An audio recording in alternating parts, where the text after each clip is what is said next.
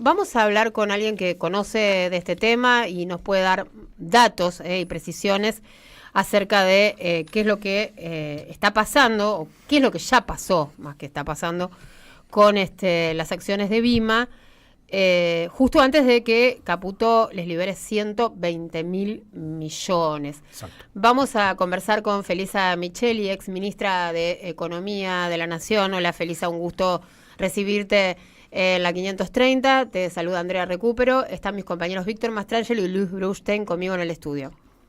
¿Qué tal, Andrea? Buenas tardes. Luis, Víctor, un gusto conversar con ustedes. Hola, Felisa.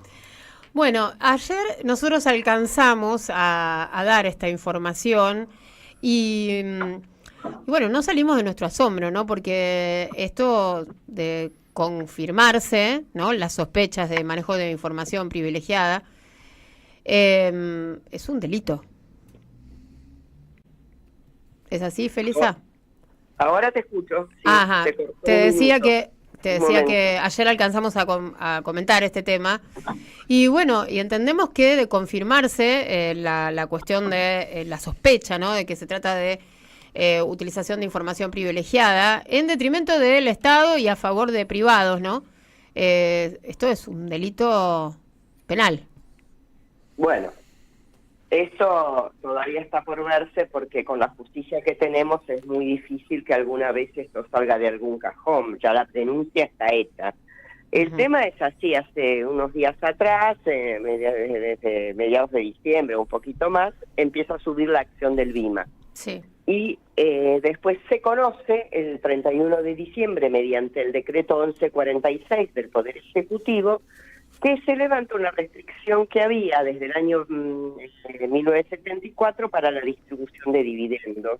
Y ellos están habilitados para hacer esa distribución de 120.000 millones de pesos, que equivale a aproximadamente un poco menos de 100 millones de dólares. Estamos hablando de una cantidad no importante. Sí. Y realmente esto se empezó a sospechar de qué es lo que pasaba con esa acción cuando el mismo día de la salida o puesta en marcha de este decreto, la acción sube en la bolsa el 14%.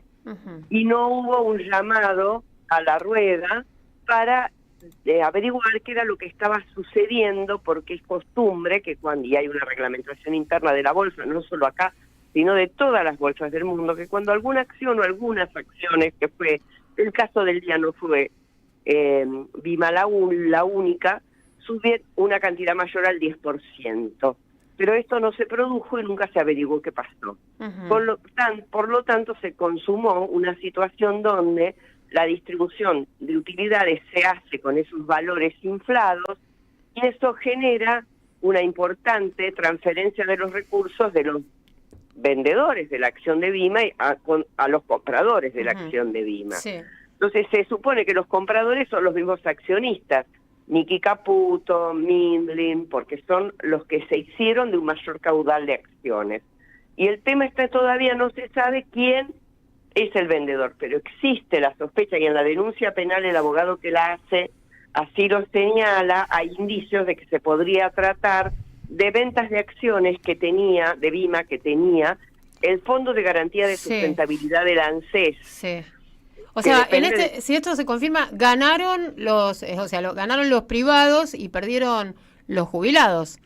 Los jubilados, exactamente como vos lo dijiste, que a mí no me llama la atención, porque con gente de este gobierno ya sabemos cuál es su tendencia, a quién favorecen estas decisiones y cómo es que se terminan consumando estas cosas donde realmente después nunca pasa nada, porque todo lo que es un manejo financiero goza de un secretismo en la Argentina y en casi todos los lugares del mundo que llama la atención.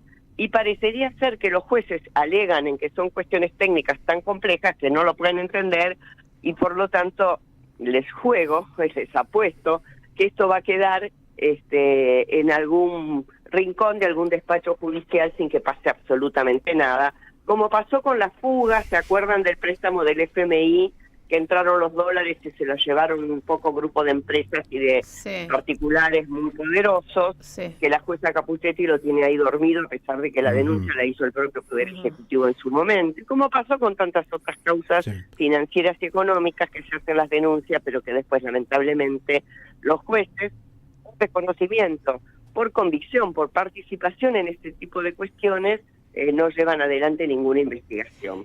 Felisa, por mi parte, me gustaría que nos expliques exactamente cómo es eso de que salen las acciones, son acciones de, o sea, dinero del Estado, dinero del Fondo de Garantía de Sustentabilidad, para que nuestros oyentes comprendan cuál habría sido o podría ser la operatoria.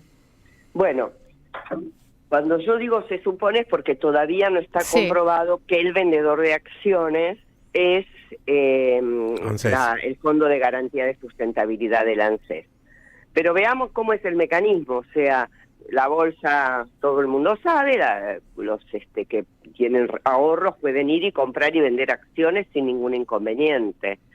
Si uno cuenta con una información privilegiada, ¿qué quiere decir esto? Que sabe que va a haber una acción del gobierno favorable a determinada compañía, entonces vamos a suponer que en este caso yo supiese que Vima iba a ser favorecida con la medida que salió en el decreto del 31 de diciembre, bueno, el 15, la acción costaba 20, por ejemplo, yo la empiezo a comprar a 20, al día siguiente va a estar a 21 porque hay demanda, ¿no? Varios tenían esa información privilegiada. Al comprarla y después suceder el hecho por el cual yo compré la acción, yo me favorezco, yo me beneficio, pero no me beneficié porque hice un juego justo de la oferta y la demanda que se produce en la bolsa de comercio, en el mercado. Lo hice porque contaba con información de que esa empresa iba a ser privilegiada, con lo cual se supone que es el delito, y por otra parte, desde el lado de los funcionarios públicos, el incumplimiento de deberes porque no pueden filtrar esa información. No sé si está claro el mecanismo, pero me parece que es bastante representativo de lo que sucede muchas veces en este tipo de operaciones, ¿no? Sí, parece una operatoria, en caso de que se confirme que fuera así, más compleja incluso que la de la información privilegiada, ¿no?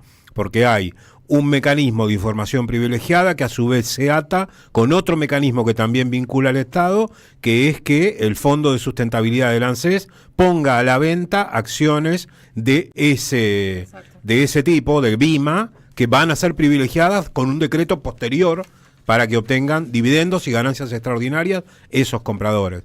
Supongo que por eso lo incluye en la denuncia Mariano de los Heros, el denunciante, ¿no? El abogado que hace la denuncia penal, que además el libro lo confirma, lo acredita en esa denuncia, y él dice con toda claridad que es importante que se investigue quiénes son los vendedores de los que fueron comprando esas acciones, porque si es el Fondo de Garantía de Sustentabilidad, como decía al principio, realmente se configurarían dos delitos, el de hacer uso de información privilegiada, el de incumplimiento de los deberes de funcionario público, y un tercero que sería administración fraudulenta, porque sería de la propia del propio riñón del Ministerio de Economía o de Finanzas, de donde sale esta información y esta orden al fondo para que venda y compren los amigos, primos y socios del ministro Caputo. Sí. Casi una asociación delictiva podría llegar a transformarse. Menciona en la denuncia que se investigue si esto constituyó una asociación ilícita. Claro. La verdad que yo no sé,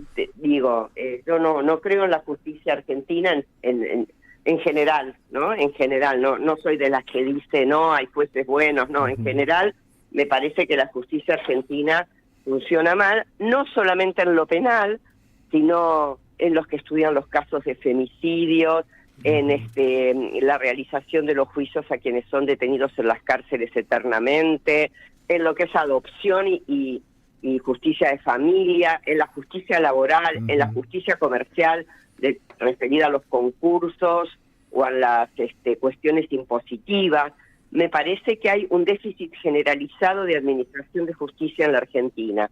Así y en este caso particular, como hay intereses muy poderosos en juego, bueno, ustedes ya lo saben, conocen los casos del Correo Argentino que está judicializado y nunca salió el fallo, a pesar de todas las demostraciones para que Macri tuviera que pagar, nunca salió. Estamos hablando del tema de la entrada de la deuda con el fondo y su utilización para garantizar la fuga de capitales de determinados grupos económicos. En su momento la investigación que llevó adelante el juez Ballesteros sobre la deuda externa, que nunca llegó a a identificar quiénes fueron los responsables. Y acá hay responsables, como en todos estos movimientos, hay responsables y la verdad que nunca pagan por hacer este tipo de cosas que le significan pérdidas al patrimonio público. Bien, bueno, estábamos acá, por lo menos mientras conversábamos, estaba revisando la denuncia. ¿Sabemos quién presentó la denuncia? Sí, yo no me acuerdo el nombre, pero cuando la leí, lo primero que dice en la denuncia es yo, doctor tal y tal. Lamentablemente no me acuerdo el nombre, después lo voy a buscar y te lo mando si querés para que lo menciones. Sí, señor juez federal, dice Alejandro Sebastián Díaz Pascual. Díaz Pascual, ahí exactamente. Va. Bien. Ahí va. Bien, el doctor Díaz Pascual. Esa por lo menos es la que yo leí, no sé si hubo otra. Bien, y son varios entonces los funcionarios que estarían bajo sospecha, ¿verdad? Y no solamente el ministro de Economía. No, claro, está los funcionarios que tienen a su cargo el manejo del Fondo de Garantías de Sustentabilidad, que son Mariano de los Heros y Fernando Bearsi.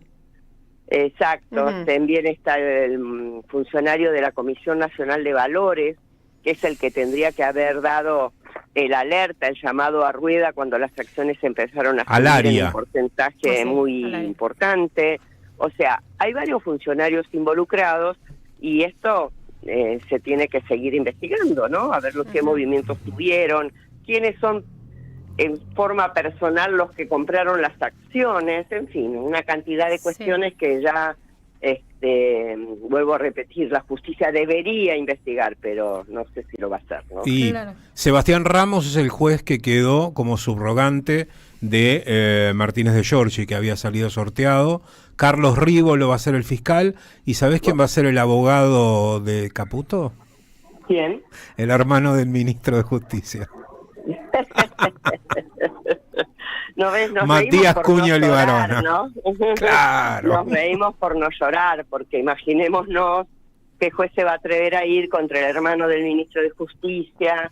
En fin, ya sabemos que esto es para nada, pero está bueno que haya estado esa denuncia. Yo soy de las convencidas de que nosotros desde el campo nacional y popular tendríamos que hacer muchísimas más denuncias, cada día 4 o 5, porque son innumerables los casos como este que uno podría llegar a determinar, y realmente, ya sabiendo aún que la justicia no va a hacer nada, esto que tiene peso en el ámbito internacional, porque por ejemplo cuando se habla de que la corrupción del kirchnerismo, uno claramente al tener Macri tantas denuncias puede decir, bueno, también la corrupción del macrismo, y eso se fue sembrando a partir de denuncias que nunca se investigaron.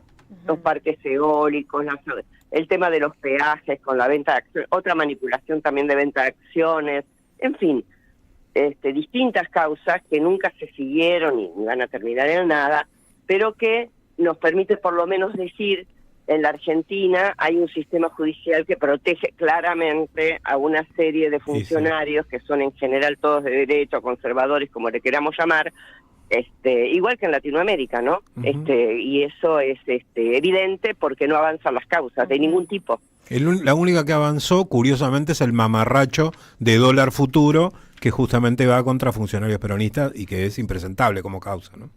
Pero que además, ustedes fíjense el ejemplo que estamos mencionando, que es dólar futuro, donde los que se terminan beneficiando son los ministros de Macri. Los que hicieron la devaluación, que fue Pratgay y Sturzenegger, que fueron los que habían comprado dólar futuro a un precio más barato y después se beneficiaron con la devaluación. O sea que tampoco se investiga y se culpa a los funcionarios kirchneristas de haber hecho una política de dólar futuro que la hacen todos los bancos centrales del mundo, pero no se dice nada respecto a los verdaderos ganadores de la compra de ese dólar futuro, que después fueron los devaluadores cuando terminaron con el cepo en enero del 2016, creo que fue, o a final del 2015, ¿no? Así es, Felisa, bueno, pensaba que podrían por lo menos comenzar a investigar qué pasó con la deuda, ¿no? Y los fondos que nos prestó el Fondo Monetario Internacional, que no sabemos exactamente a dónde están los 54.000 millones de dólares.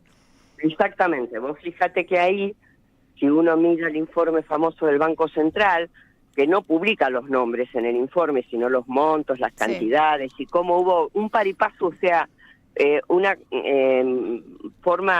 paralelismo muy grande entre el día que entraban los fondos, los desembolsos del FMI, y cómo salían los fondos al día siguiente por formación de activos externos, que quiere decir fuga de capitales, ¿no? Así es. Entonces eso se veía en un paralelismo, era un paripazo perfecto.